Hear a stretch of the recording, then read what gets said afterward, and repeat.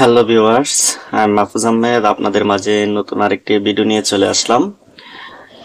ভিডিওর প্রসঙ্গটা খুবই দুঃখজনক, কারণ কিছু কিছু মিডিয়া সত্যতা যাচাই না করে অনেক কিছু কিন্তু তারা নিউজ করে ফেলে। তো সেই বিষয় নিয়ে আজ কথা বলবো। কারণ একটা বিষয় খেয়াল করতেছি যে কিছু প্রফেশনাল চ্যানেল থেকে কিন্তু এই নিউজগুলো আসতেছে, সেটা দেখে কিন্তু খুবই দুঃখজনক। কারণ কোনো সত্যতা প্রমাণ না পেয়ে কিছু জিনিসকে ইঙ্গিত করে কিন্তু মিথ্যা প্রচার শুরু করে দেয়। ওনারা জানি না কেন এটা করে, কারণ আপনারা জানেন যে ইতিমধ্যেই কিন্তু পূজাচেরি আর শাকিব খানকে নিয়ে কিন্তু ওনারা নিউজ করতেছে, ওনারা নাকি এই প্রেম করতেছে বা ওনারা বিয়ে করবে, এসব মিথ্যা নিউজ।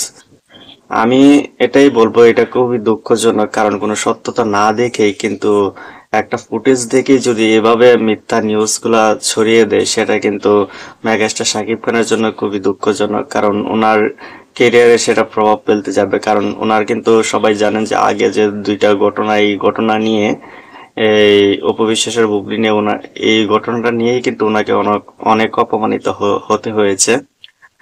তো আমি বলবো সেই কারণে ওনার এই মিথ্যা নিউজগুলা কিন্তু খুবই দুঃখজনক। কারণ ওনার ক্যারিয়ারে সেইটা প্রভাব ফেলতে যাবে। এটার মধ্যে কোনো সত্যতাই কিন্তু নেই। কিন্তু পূজাচেরিকে যদি জিজ্ঞাসা করেন, সেটা পূজাচেরি এই কথাই বলবে যে সাকিব ভাইয়ের সাথে কিন্তু আমার এরকম ধরনের কোনো সম্পর্কই নেই। কারণ সেটা সম্ভবই না। পূজাচেরিকে কিন্তু ছোট বোনের মতো দেখে মেগাস্টার সাকিব খান, কারণ এটা কখনোই সম্ভব না। একটা অনুষ্ঠানে, একটা হার্লেনের একটা অনুষ্ঠানে সেখানে একটা টিস্যু দিতে চেয়েছিল মেগাস্টার সাকিব খান পূজাচেরিকে। হয়তো পূজাচেরির সেটা দরকার নেই, সেটার জন্য না করে দিয়েছে, যে না এটা আমার লাগবে না, আমার হাত দিয়ে মানা করেছে। সেটাকেই মিডিয়ারা ভেবে নিয়েছে না এই লেটার দিতে যাচ্ছে বা কোনো কিছু পূজাচেরিকে প্রস্তাব করতে যাচ্ছে। তো আমার কথা এটাই, যদি পূজাচেরিকে প্রস্তাব দেওয়ারই হয় তো মিডিয়ার সামনে, সবার সামনে কেন দিবে? লজিক কিন্তু এটা আসে। উনি কলও করতে পারে বা পরে গিয়ে কলও করতে পারতো, এরকম কোনো কিছু যদি এরকম কোনো কিছু ওনার মাইন্ডে থাকতো, তাহলে সবার সামনে কেন এটা দিতে যাবে? তো আমি বলবো এটা একদমই ঠিক নয়, সেটা খুবই দুঃখজনক যে আমাদের মেগাস্টার শাকিব খানকে অপমান করার চেষ্টা, অপমানিত করার চেষ্টা। ওনার কেরিয়ারটা এখন জানেন যে আপনারা কতটা এই উজ্জ্বল। এখন আমাদের মেগাস্টার শাকিব খানের এখন কিন্তু সামনের দিকে একের পর এক এগিয়ে যাচ্ছে।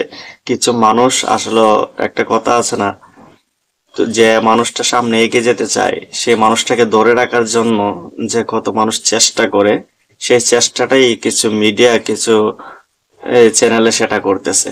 ওনারা কোনো নিউজ খুঁজে পায় না, সেই নিউজটাই কিন্তু একের পর এক বের করার চেষ্টা করতেছে। সেটা খুবই দুঃখজনক। কারণ কোনো সত্যতা যদি নাই, কোনো কিছু নাই। এই পূজাচেরি আর মেগাস্টার শাকিব খানের সম্পর্ক নিয়ে কথাটা কিন্তু আরো আগে অনেকবার উঠেছে, যখন গোলুই সিনেমা করতে গিয়েছিল।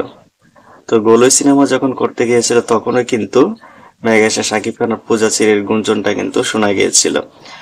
তারপর কিন্তু পূজাচেরি পরে কিন্তু নিজেই বলেছে সেটা একেবারেই গুজব, কোনো সত্যতা নেই। তো আমি এটাই বলবো, কোনো সত্যতা না পেয়ে একটু ধারে গিয়ে যদি বসে কথা বলে বা ফ্রিলি কথা বলে, তাহলে যদি ভেবে নেন যে সম্পর্ক আছে, এটা একেবারেই ভুল। হ্যাঁ, নিউজ করুন, আপনার যদি প্রমাণ পান, 100% সত্যতা পান, তাহলে অবশ্যই সেটা নিয়ে নিউজ করবেন, সেটা তো কোনো বিষয় না। আপনারা কোনো 100% সত্যতা নেই, কোনো কিছু নেই, হুট করে একটা নিউজ বানিয়ে দিবেন একজনের নামে ক্ষতি করার জন্য, সেটা খুবই দুঃখজনক। এটাই বলবো, আপনারা সত্যতা নিয়ে নিউজ করুন। আর যারা শাকিব খানের ফ্যান আছো, যারা বাংলা সিনেমার ফ্যান আছো, তাদেরকে সবাইকে বলবো এসব মিথ্যা নিউজে কিন্তু কখনোই কান দেওয়া যাবে না। 100% সত্যতা না পেয়ে এরকম কোনো নিউজে কিন্তু কান দেওয়া যাবে না। শাকিব খানের পাশে থাকতে হবে, উনি বাংলা সিনেমাকে এগিয়ে নেওয়ার যে চেষ্টা করতেছে। যা ওনার ব্যক্তিগত লাইফ, সেটা আলাদা বিষয়। ঠিক আছে, অবশ্যই চাইবো ব্যক্তিগত লাইফটা ওনার সুন্দর হোক, এরকম কোনো ঘটনা যেন আর না হয়। আমরা চাই আরো সুন্দরভাবে সামনের দিকে এগিয়ে যাক। তাই আমার ভিডিওটা যদি ভালো লেগে থাকে অবশ্যই লাইক করেন, সাবস্ক্রাইব করে দাও। দেখা হবে নেক্সট ভিডিওতে।